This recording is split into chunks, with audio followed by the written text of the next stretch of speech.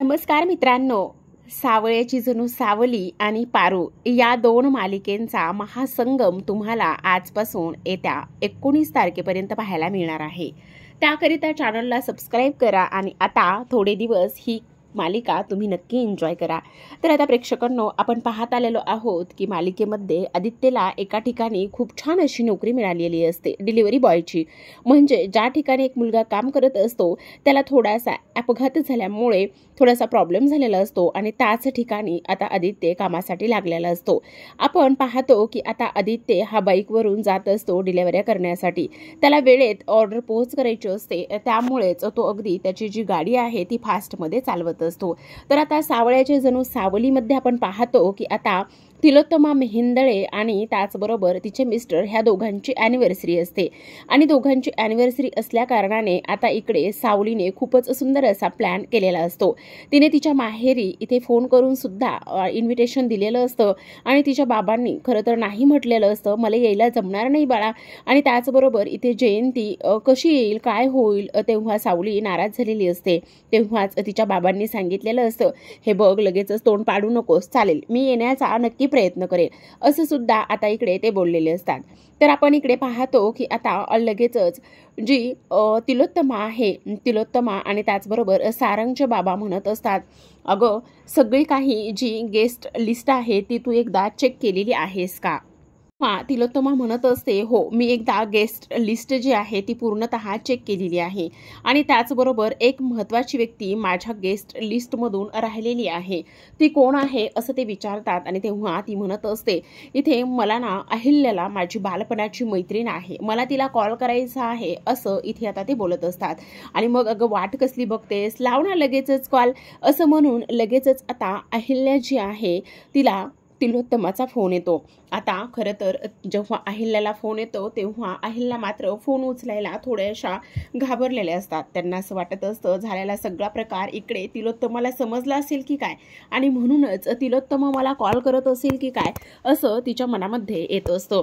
तेव्हा आपण पाहतो की लगेच अहिल्या म्हणत असतात, अगं बोल ना तिलोत्तमा, कशी आहेस? अगं काय बोल, अगं माझा फोन उचलण्यासाठी एवढा उशीर का बरं केलेला आहेस? काय करत होतीस? का विचार करून माझा फोन रिसीव केलायस? तेव्हा लगेचच आता अहिल्या म्हणत असते, नाही ग तसं काही नाहीये, तुला एक गोष्ट सांगू का, मी ना थोडीशी कामामध्ये होते म्हणून तुझा खरं तर फोन उचलायला उशीर झाला. अच्छा बरं बरं ठीक आहे बरं, बाकी काय चाललेलं आहे? बाकी काही नाही, मजेत आहे बघ, तुझं काय चाललंय सांग. अशा दोघी मैत्रिणींच्या गप्पा मस्त रंगलेल्या असतात. अगं मी खरं तर तुला एका खूप इम्पॉर्टंट कामासाठी इन्व्हिटेशन देण्यासाठी फोन केलेला आहे. आता आमच्या इथे लग्नाची ॲनिव्हर्सरी आहे आणि त्यामुळे इथे मी तुला त्याकरिताच सहकुटुंब सहपरिवार इथे मी आमंत्रित करत आहे आणि सगळ्यांनी तुम्ही यायचं आहे, कळलं? आणि मला एक गोष्ट सांग, काय ग मध्यंतरी काही आदित्यचं तू इथे लग्न ठरवण्याचे काहीतरी मुली वगैरे बघत होतीस, काही गुड न्यूज वगैरे आहे की नाही? तेव्हा लगेचच आता अहिल्या म्हणत असते, आता मी हिला काय सांगू, मनातच बोलते. आणि त्यामुळे लगेच आता अहिल्या म्हणते, अगं काय ना तिलोत्तमा, मला ना आत्ता खूप अर्जंटमध्ये एक कॉल येतोय आणि तो कॉल वेटिंगवर आहे, मी तुला ह्या विषयावर नंतर बोललं तर चालेल का? तेव्हा लगेचच आता तिलोत्तमा म्हणत असते, हो चालेल ना, काहीच हरकत नाही. तेव्हा इकडे अहिल्याला खूप मोठा प्रश्न पडलेला असतो, काय सांगणार आहे मी ह्या सगळ्या गोष्टीबद्दल तिलोत्तमाला? तर आपण आता दुसऱ्या बाजूला वळूयात. आपला आदित्य हा मस्त डिलिव्हरी करण्यासाठी पोहोचतच असतो. त्याच्या हातामध्ये खरं तर खूप वेळ कमी असतो. अगदीच टायमिंगवरती त्याला मिळालेली ऑर्डर पूर्ण करायची असते, पोहोचवायची असते आणि त्यामुळेच तो घाईघाईमध्येच निघालेला असतो. तर आता आपण पाहतो की एका कारला त्याची बाईक धडक देत असते आणि समोरून येणाऱ्या कारचा धक्का लागल्यानंतर आदित्यची बाईक आणि आदित्य दोघे सुद्धा खाली पडतात. तेव्हा लगेचच आदित्यला चक्कर सुद्धा आलेली असते. खरं तर आदित्यला ह्या सगळ्या गोष्टींची कामाची सवय नसते, त्यामुळे लगेचच आता सारंग गाडीतून खाली उतरून येतो आणि इथे आदित्यला उचलून उभा करत असतो. सावली सुद्धा गाडीतून खाली उतरते. इकडे सारंग म्हणत असतो, अरे अरे तुम्ही ठीक तर आहात ना, तुम्हाला लागलं तर नाही ना? तेव्हा आदित्य म्हणतो मी ठीक आहे. पण जेव्हाच सारंगला आदित्यचा पूर्ण चेहरा क्लिअर दिसतो तेव्हा तो म्हणत असतो आदित्य तू इथे. तेव्हा आदित्यला गरगरल्यासारखं आणि चक्कर येत असते. तो म्हणतो मला खूप गरगरते, मला खूप चक्कर येते आणि पण हे सगळं काय आहे. आणि तेव्हा लगेच आदित्य इथे सारंगच्या मिठीमध्ये शिरत असतो. आपण पाहतो की इकडे सावली त्याला पाणी देत असते आणि इकडे आदित्य लगेचच पाणी पितो. मला गरगरतंय इथे तो बोलत असतो. पण तू इकडे कसं आहे काय सांग ना, हे सगळं काय अवस्था आहे तुझी. तेव्हा आदित्य म्हणत असतो नाही नाही मी ठीक आहे, मला काही नाही झालेलं. नाही आदित्य तुझी अवस्था बघ, ही बॅग बघ, ही बाईक बघ, असं काय झालेलं आहे. पण इकडे सावलीने पाणी दिल्यानंतर त्याला थोडंसं बरं वाटत असतं. आता तेव्हा तो म्हणतो ए चल ना तू माझ्या घरी चल, हे बघ मी इथे जवळच राहतो आहे, असं इथे तो बोलतो. तेव्हा सारंग बाईकची जी चावी असते तू बाजूला करतो आणि तेव्हा आदित्य त्याला म्हणत असतो नको काळजी करूस भावा, मी ठीक आहे. पण तुला गरगरत होतं ना. नाही नाही आता मी ठीक आहे, मला काही त्रास होत नाही, असं सुद्धा आदित्य त्याला म्हणत असतो. पण तुम्ही दोघे इकडे कसे. अरे आम्ही तुझ्याकडेच येत होतो, तुला काय आहे ना आम्हाला इन्व्हिटेशन द्यायचं होतं म्हणून आम्ही तुझ्याकडेच तुला भेटायला आलेलो होतो. पण तू आत्ता आम्हाला अशा अवस्थेमध्ये वाटेस सापडलायस त्यामुळे आम्हाला तर धक्काच बसलाय. आदित्य काही प्रॉब्लेम आहे का, सगळं काही ठीक आहे का, खरं खरं सांग, असं आता इकडे सारंग आदित्यला विचारतो. तेव्हाच आदित्य म्हणतो चला आपण पारूकडे जाऊया, मस्त लगेचच इथे जवळच भेट होणार आहे तिची आणि तुमची, मी तुम्हाला तिच्यासोबत भेट घडवून देतो, असं म्हणून आता आदित्य इकडे सारंग सावलीला घराकडे घेऊन जातो. तर आपण पाहतो की अहिल्याला जेव्हापासून तिलोत्तमाचा कॉल आलेला असतो तेव्हापासून ती खूपच जास्त टेन्शनमध्ये असते.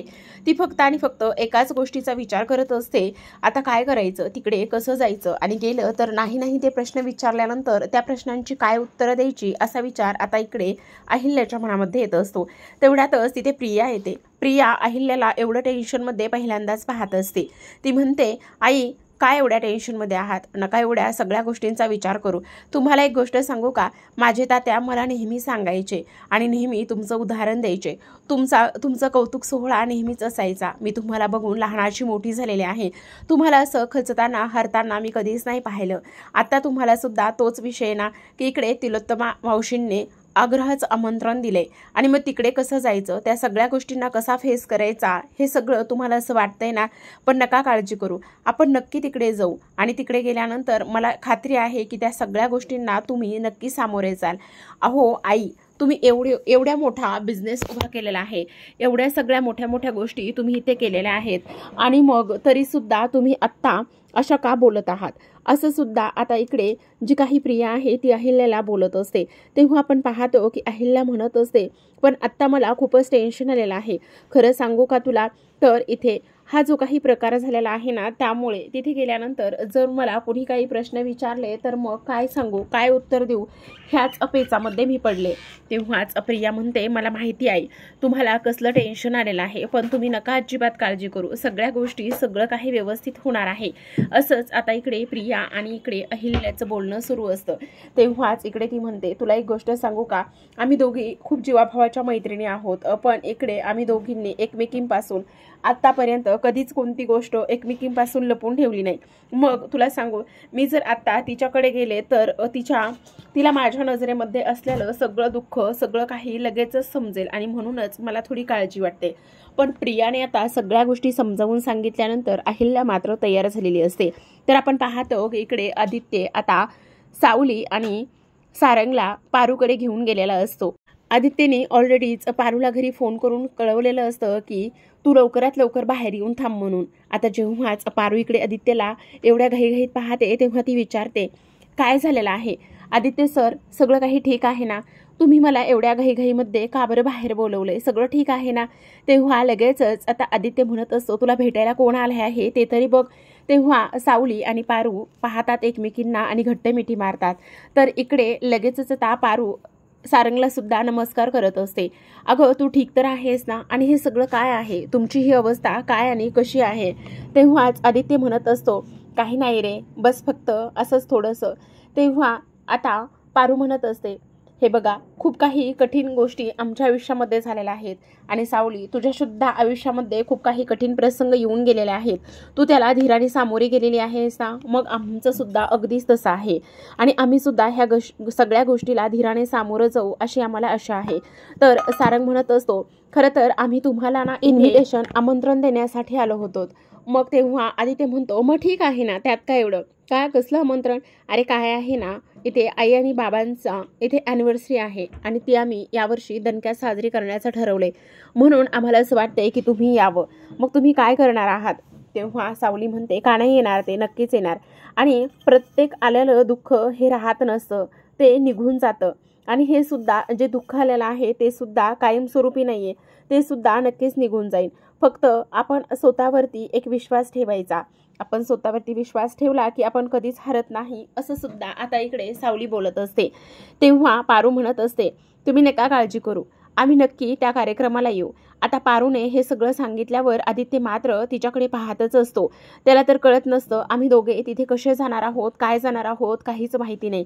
कारण आत्ता आमची ही जी काही अवस्था आहे ती खूपच जास्त क्रिटिकल आहे आणि त्याचबरोबर आम्ही ह्या अवस्थेमध्ये फक्त आणि फक्त कोणामुळे आहोत, काय आहेत. आमच्याकडे एवढं सगळं काही असताना सुद्धा आमची ही अवस्था आहे असं आदित्यला वाटत असतं. तेव्हा सारंग म्हणत असतो, आदित्य मला एक गोष्ट सांग, तुला जर कुठली मदत लागणार असेल, मदत पाहिजे असेल तर नक्की तू आम्हाला इथे मागू शकतोस किंवा सांगू शकतोस. काहीही लागलं तरी सुद्धा इथे तू सांगू शकतोस. तेव्हा आता लगेचच आदित्य म्हणतो, नाही, मला तुझी कुठलीच मदत वगैरे काहीच नको आहे. तू आत्ता एवढं सगळं काही प्रेमाने बोललायस, प्रेमाने ह्या सगळ्या गोष्टी सांगितल्यास, तेच माझ्यासाठी खूप जास्त लाख मोलाचं आहे. तर इकडे लगेच आता दोघं एकमेकांना घट्ट मिठी मारतात आणि पारूने तर इकडे सावलीला सांगितलेलं असतं की काही जरी झालं ना तरी सुद्धा आम्ही इथे येऊच म्हणून. तर आता संध्याकाळची वेळ झालेली असते, पार्टीला ऑलमोस्ट सुरुवात झालेली असते. मस्त सरप्राईज इथे तिलोत्तमाला दिलेलं असतं आणि ह्या सगळ्या गोष्टीचं क्रेडिट मात्र ऐश्वर्याने घेतलेलं असतं. आता आपण पाहतो की इकडे अहिल्याची एंट्री झालेली असते. अहिल्या आणि तिलोत्तमा दोघे एकमेकींना भेटतात. दोघे एकमेकींना भेटल्यानंतर लगेचच त्या म्हणतात, किती दिवस झालं आपण दोघी अशा एकमेकींना खूप दिवसापासून भेटलो नाही. आज भेटल्यानंतर मला मात्र खूपच आनंद होत आहे.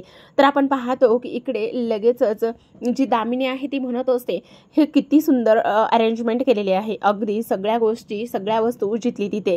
कुणी केले, कोणत्या सुनेने केलेलं आहे असं म्हटल्यानंतर तिलोत्तमा म्हणते, त्याचं काय ना, मला 4 सुना आहेत. पण प्रिया लगेच विशाला वळण देत असते. ती म्हणते, मावशी कशा आहात तुम्ही, असं म्हणून ती लगेचच नमस्कार करायला जाते. प्रीतम आणि त्याचबरोबर इकडे प्रिया दोघे सुद्धा नमस्कार करतात. तर इकडे तिलोत्तमा आणि अहिल्या मस्त गप्पा मारत असतात, किती दिवस झालं आपण भेटलो नाही वगैरे वगैरे.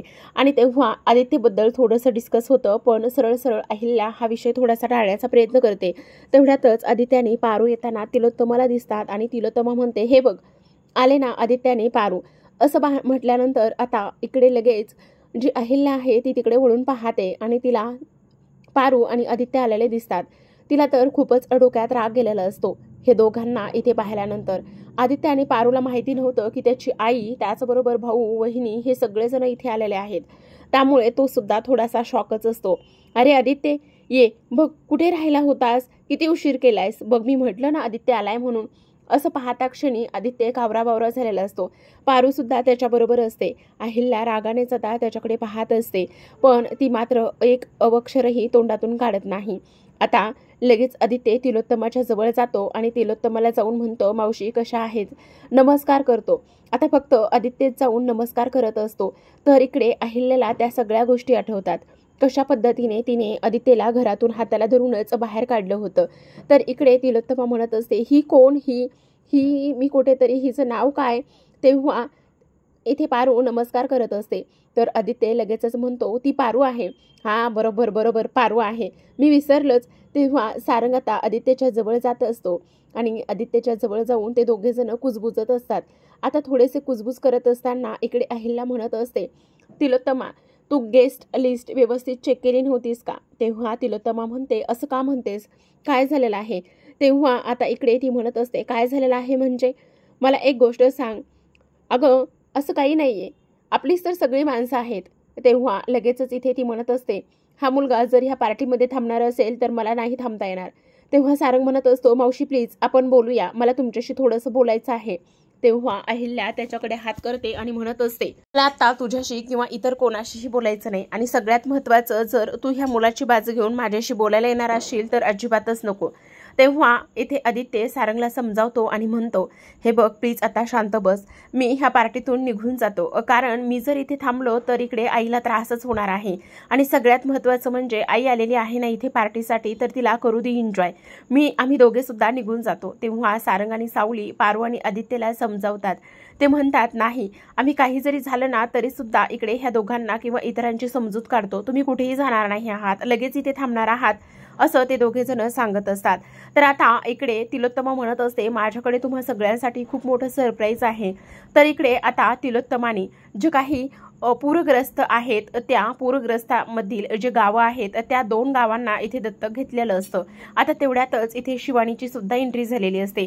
शिवानी म्हणते, मला खास इथे आमंत्रण होतं, ते म्हणजेच तिलोत्तमा मेहेंदळेंचं. आणि तेव्हा इकडे सावली म्हणत असते, बरोबर आहे, इथे आपण दृष्ट लागू नये म्हणून इथे पोटतिडकीनं एक काळा टीका लावतो, मग तसंच इथे तुमचं सुद्धा त्या गेस्ट म्हणूनच तुम्ही इथे आलेला आहात ना, असं म्हटल्यानंतर शिवानीला रागच आलेला असतो. तर आपण पाहतो की आता अनाउन्समेंट झालेली असते आणि तिलोत्तमा म्हणत असते, माझ्या 1 महिन्याची जी कमाई आहे ती मी ह्या गावाला देणार आहे किंवा हे गाव दत्तक घेणार आहे. अशी 2 गावं आहेत. तेव्हा सगळेजण टाळ्या वाजवून तिलोत्तमाचं कौतुक करत असतात. पण तिलोत्तमा म्हणत असते, तुम्ही माझं टाळ्या वाजवून कौतुक करावं म्हणून मी हे करत नाही, तर ह्या पूरग्रस्तांना खरंच ह्या अशा गोष्टींची, ह्या अशा धनादेशांची खूप जास्त गरज आहे, कारण ते रस्त्यावर आलेले आहेत आणि त्यांचा संसार, त्यांची शेती हे सगळं काही पाण्यात गेलेलं आहे. तर इकडे जयंती मात्र मस्त सरबतावर ताव मारते आणि सरबतासोबतच एक आता ती इथे ड्रिंक घेत असते. अगदी साडीच्या पदरामध्ये लपवते आणि साडीच्या पदरामध्ये लपवून ती बाहेर निघून गेलेली असते. आता दामिनी तर ऑलरेडीच बाहेर निघून गेलेली असते आणि तेव्हा तिच्यासोबत आता लगेचच इकडे जयंती सुद्धा जाते.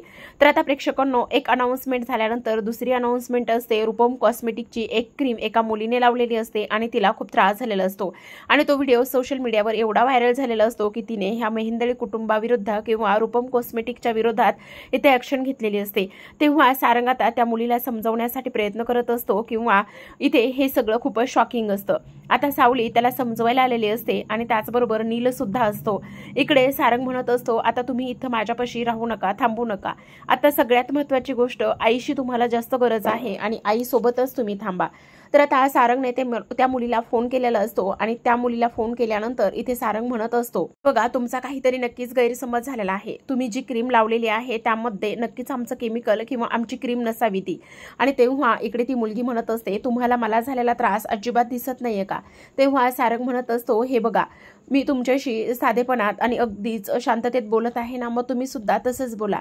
पण तेव्हा तिकडून ती मुलगी म्हणत असते, कसला साधेपणा आणि कसलं काय, तुम्हा श्रीमंत लोकांना खूपच माज असतो. तेव्हा आता सारंग म्हणत असतो, 1 मिनिट, मी तुमच्याशी सरळ साध्या लँग्वेजमध्ये बोलत आहे ना, मग तुम्ही असं का बोलत आहात? तेव्हा हे सगळं काही बोलणं इथे जी आपली अहिल्या आहे तिने ऐकलेलं असतं आणि तेव्हा सारंग म्हणतो, ठीक आहे, मला तुमचं लोकेशन पाठवा, मी तुम्हाला आत्ताच्या आत्ता भेटायला येतो. तेव्हा त्या मुलीने लगेच सारंगला लोकेशन पाठवलेलं असतं. आता इकडे दामिनी आतमध्ये निघून जात असते, कारण दामिनीला चांगलीच दारू चढलेली असते. तर आता जयंती मात्र इकडे ते खाली उतरून गेलेली असते. तर इकडे सारंगचा आणि दामिनीचा एकमेकांना धक्का लागतो, पण इकडे दामिनी आतमध्ये निघून जाते तर सारंग मात्र गाडीकडे निघालेला असतो. तर आपण पाहतो की इकडे आता तिलोत्तमा खूपच जास्त गोंधळलेली असते, टेन्शनमध्ये असते, कारण रूपक कॉस्मेटिक्सचं हे सगळं जे काही आहे ते ह्या पद्धतीने व्हायला नको होतं असंच ती इथे विचार करत असते. तर इकडे ती म्हणत असते, नाही, आत्तापर्यंतचा एवढा सगळा डॉलर आम्ही उभा केला आहे आणि हे सगळ्या गोष्टी झाल्यात हे मला विश्वासच बसत नाही. तेवढ्यातच आता इकडे अहिल्या तिला समजावते आणि म्हणते, हे बघ तिलोत्तमा, हे आपल्यासाठी काही नवीन नाहीये, आपण असं नेहमीच काही ना काही करत असतो आणि ह्या सगळ्या गोष्टीमध्ये आपली मुलं आपल्यासोबत आहेत, ती ह्यातून नक्कीच मार्ग काढतील, तू नको काळजी करूस. सारंग आता त्या मुलीशी बोलण्यासाठी गेला आहे ना, मग तू नको काळजी करू, या सगळ्या गोष्टीतून काहीतरी मार्ग नक्कीच निघेल, असं आता इकडे अहिल्या म्हणत असते. तेव्हाच तिलोत्तमा म्हणते, अगं आत्तापर्यंत खूप काही गोष्टी आणि खूप काही इथे उन्हाळे पावसाळे पाहिलेत, पण ह्या सिच्युएशनमधून कसं बाहेर पडायचं मला काहीच कळत नाही. तेव्हा आता लगेचच इकडे शिवानी म्हणत असते, काकू प्लीज इट्स ओके. ह्या अशा बिझनेसमध्ये छोट्या मोठ्या गोष्टी होतात, पण आता तिलोत्तमा म्हणते, शिवानी ही तुझ्यासाठी छोटी मोठी गोष्ट असू शकते, पण रूपम कॉस्मेटिक्ससाठी आणि आमच्यासाठी ही छोटी मोठी गोष्ट नाही. आमच्यासाठी इथे असणारा प्रत्येक ग्राहक हा तेवढाच महत्त्वाचा आहे. आम्ही प्रत्येक ग्राहक हा आपुलकीने आणि त्याचबरोबर प्रेमाने जोडला गेलेला आहे. आता इकडे मात्र सावलीला थोडासा संशय आलेला असतो, तो म्हणजेच की ह्या शिवानीवरती. ती विचार करत असते, नक्कीच काहीतरी इथे गोष्टी होत आहेत, नक्कीच काहीतरी कुठेतरी पाणी मुरते असा ती विचार करते आणि तिथून बाहेर पडते. बाहेर पडल्यानंतर इकडे आता जगन्नाथांना तिने कॉल केलेला असतो आणि जगन्नाथाला कॉल केल्यानंतर इथे ती म्हणते, जगन्नाथजी इथे आता खूपच मोठा प्रॉब्लेम झालाय. तेव्हा जगन्नाथ म्हणतो, कसला आणि काय प्रॉब्लेम झालेला आहे. तेव्हा आता सावली मगाशी तो व्हिडिओ आल्यानंतर जे जे काही रामायण महाभारत घडलं ते सगळं काही सविस्तर इथे आता जगन्नाथला सांगत असते. तेव्हाच जगन्नाथ म्हणतात, हे बघ सावली, हा तुझा बाप जोपर्यंत जिवंत आहे तोपर्यंत तुला काहीच होणार नाही किंवा तुझ्या सौभाग्याला सुद्धा धक्का लागणार नाही असं इथे म्हणूनच मी बघतो काय करायचं ते. तर आपण पाहतो की आता सारंग ज्या लोकेशन पाठवलेलं असतं त्या लोकेशनवर तो जाऊन पोहोचलेला असतो. सारंग गाडीतून उतरून खाली जातो आणि त्याचबरोबर जी जयंती आहे ती सुद्धा खाली गाडीतून उतरते. आता गाडीतून उतरल्यानंतर एक मास्कमॅन माणूस जो असतो त्याचा जयंतीला धक्का लागतो आणि जयंती खाली कोसळते. आता जयंती खाली कोसळल्यानंतर ती खूपच जोराजोरात ओरडते. ती म्हणत असते, अहो तुम्ही कुठे आहात, तुमची जयंती कुठे आलेली आहे, कुठे येऊन सापडली, कुठे येऊन अडकली, प्लीज बघा ना असं इथे ती म्हणत असते. तेव्हाच आपण पाहतो की आता तिच्या हातामध्ये एक चेन किंवा जो काही त्याच्या गळ्यातला धागा असतो तो तिच्या हातामध्ये अडकलेला असतो आणि तेव्हा जयंती जी आहे त्याच ठिकाणी ती अगदीच बेशुद्ध अवस्थेमध्ये पडलेली असते, कारण तिला मात्र इकडे खूपच चढलेली असते. तर आपण पाहतो की इकडे सावली कंटिन्यू सारंगला कॉल करत असते, पण सारंग मात्र काहीच कॉल रिसीव्ह करत नसतो. आता सारंग फक्त यांनी आतमध्ये गेलेला दाखवला आहे प्रेक्षकांनो, पण तिथे काय घडलं काय नाही ह्या गोष्टी अजिबात दाखवल्या नाहीयेत, कारण इथे सारंगचा पूर्ण जो शर्ट आहे तो इथे रक्ताने माखलेला असतो. तेव्हाच आदित्य आता डिलिव्हऱ्या करत असतो आणि त्याचं लक्ष सारंगकडे आणि त्याच्या गाडीकडे जातं. आता सारंगला पाहिल्यानंतर तो खूपच मोठ्याने आवाज देत असतो, सारंग सारंग म्हणून, पण सारंग मात्र आता गाडीमध्ये बसतो आणि गाडीमध्ये बसून त्याचं आजूबाजूला कुठेच लक्ष नसतं. तेव्हा आदित्य म्हणतो, हा सारंगच होता, काय झालंय सारंगला, आणि त्याचा जो शर्ट आहे तो असा रक्ताने का बरं माखला होता, काय झालेलं असेल, सगळं काही ठीक तर असेल ना, घरी तर एवढी मोठी पार्टी होती, मग असा का आहे हाच विचार आता इकडे आदित्य करत असतो. तर आता प्रेक्षकांनो आपण पाहतो की इकडे लगेच सगळेजण सारंगला कॉल करत असतात, पण सारंग कोणाचाच फोन घेत नाही. तेव्हा सावली म्हणते, मला खूप काळजी वाटत आहे, सारंग सर आता कोणाचाच कॉल घेत नाहीत म्हणून मला खूप भीती वाटते. इकडे आपण पाहतो की आता हळूहळू सारंग गाडीमध्ये बसलेला असतो, तर आदित्य त्याला आवाज देत असतो. आता इकडे आदित्य गाडीवर असतो आणि तेव्हा सारंग गाडी वळवत असताना त्याला तो आदित्यच्या गाडीला असं धक्का मारत असतो. आदित्यच्या गाडीला धक्का मारून आता आदित्य ओरडत असून सुद्धा तो निघून गेलेला असतो. आता आदित्य हे सगळं झाल्यानंतर ती डिलिव्हरी देण्यासाठी त्याच मुलीच्या घरी येतो. खरं तर दरवाजा ओपन असतो, अंधार असतो आणि तेव्हा चालत चालत तो आतमध्ये येतो. आता चालत चालत आतमध्ये आल्यानंतर आहे का कोणी आवाज देत असतो आणि इकडे सारंग हा रस्त्याने चालत असतो. सारंग चालत असताना मात्र त्याला कुठल्याच गोष्टीचं भान नसतं आणि तेव्हा समोरून येणाऱ्या गाडीचा प्रकाश सारंगवरती पडतो. तर इकडे आपण पाहतो की आदित्यची ठोकर आता त्या मुलीला लागलेली असते आणि त्यामुळे आदित्य खूपच जास्त घाबरलेला असतो. इकडे समोर प्रेत असतं, पूर्ण रक्ताने माखलेलं असतं आणि तो जोरातच ओरडत असतो.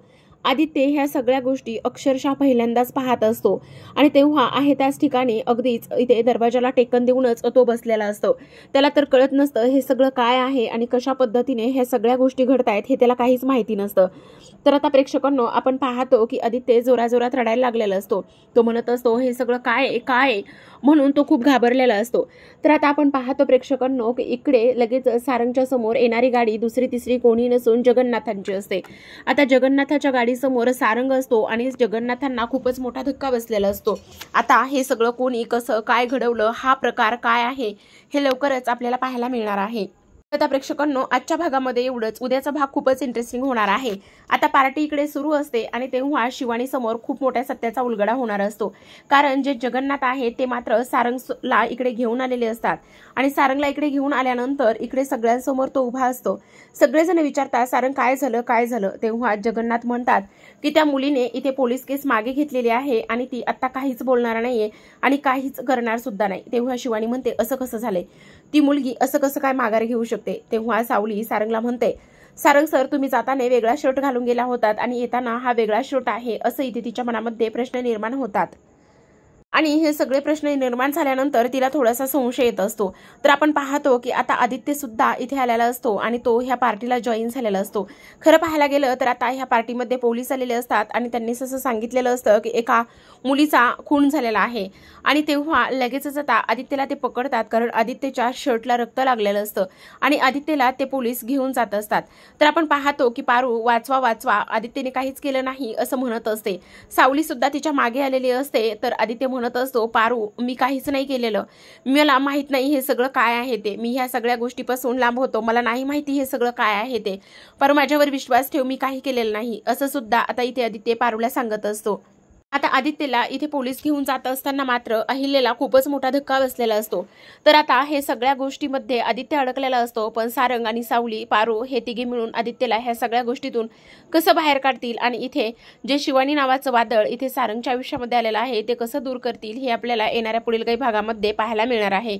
तोपर्यंत पाहत रहा पारू आणि सावळ्याची जणू मालिकेचा महासंगम.